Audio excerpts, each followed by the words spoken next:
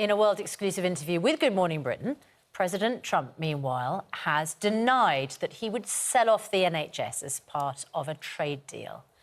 His denial comes after he told a news conference with Theresa May that everything's on the table when dealing with trade, including the National Health Service. Well, we're joined now by Labour peer Lord Adonis, who believes it's a mistake for Trump to be invited to the UK, and the journalist and pro-Trump supporter Toby Young. Well, good morning to both of you. Lord Adonis, I mean, no disrespect to you, but you've just taken an absolute shellacking in the European elections after performing your own U-turn.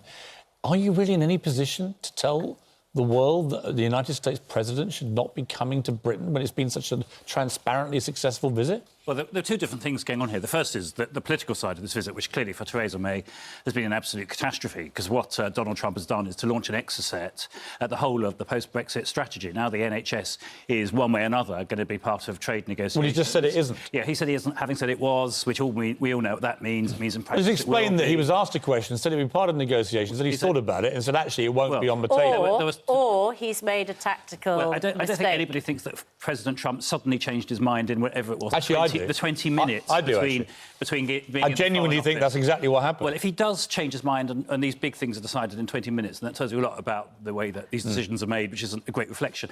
However, the underlying thing, which is important about Britain's relationship with America, that is very strong. And what we're celebrating with the 75th anniversary is 75 years of partnership. And actually, and it's important that this is understood, and I think what Trump's visit has done is to weaken support in some ways for this Anglo-American partnership. You think this week has weakened the special relationship? In terms of public support for it. Really?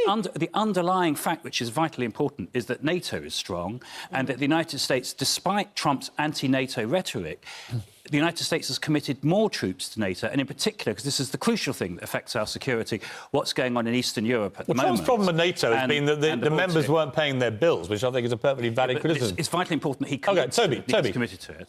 I thought yesterday, what was really interesting yesterday, other than obviously our interview, but what was really interesting was the very lacklustre protest march. It was supposed to be this great, big, huge outpouring of people. It was a lacklustre protest Well, it was. It wasn't as big as organisers had hoped. Some people think that was because of the weather. It was a damn squib. There were tens Bit of rain, they all ran home. of people out on the streets of London, which shows that people did want to come out and protest, Toby? despite the fact he'd met the Queen. I think the fact that the protest was a damp squib reflects the fact that this visit has been a tremendous success. And I don't think that it's put an exocet missile through Theresa May's post-Brexit strategy. Nobody wants the NHS sold off to the Americans, though, Toby. Even you wouldn't want that. He made it clear that the NHS wasn't going to be on the negotiating table during the trade negotiations. But the important thing is that Obama, during the EU referendum, said, don't hold out hopes of making a deal with the US and trying to supplement some of the trade He said we'd be back of the queue. He said back of the queue. Donald Trump's made it clear that we'll be at the front of the queue, and that's got to be a good thing. Well, just seems extraordinary, Lord Adonis. Whatever you think of Donald Trump, it does seem extraordinary. We've got a US president who so clearly loves this country.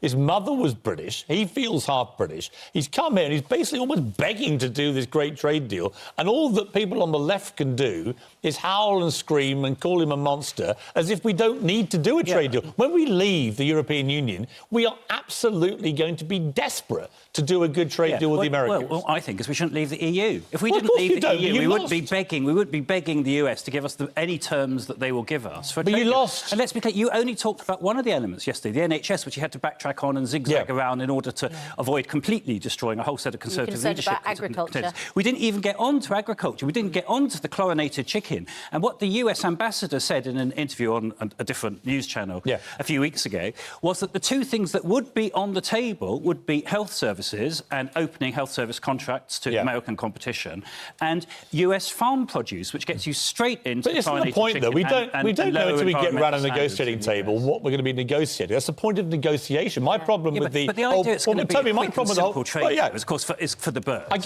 Listen, what is for the birds is that we're all making all these assumptions, when the reality of negotiations... my problem with the Brexit negotiations, they seem to have been so cack-handed. You need killer negotiators to do this trade deal. Trump is a killer negotiator. His team are killer negotiators. Killer for them. So we need to have our version of Mnuchin and Trump and all these guys when we get in the room with them to battle for this country? Do we have the right people? Well, I think one of the people who this visit has been an absolute disaster for is Jeremy Corbyn, because Jeremy Corbyn has demonstrated, in case anyone was in any doubt, that he is not the right person to be in this negotiation with the US if he, God forbid, is elected Prime Minister. He would literally fill me with dread. Okay. But he's made such a fool of himself. First of all, he attended the state dinner for the President of China. He supposedly cares about minorities. There are 2 million, we hear, 2 million Muslims interned in re-education camps in China. What about them? Kevin Maguire was saying earlier he now regrets that.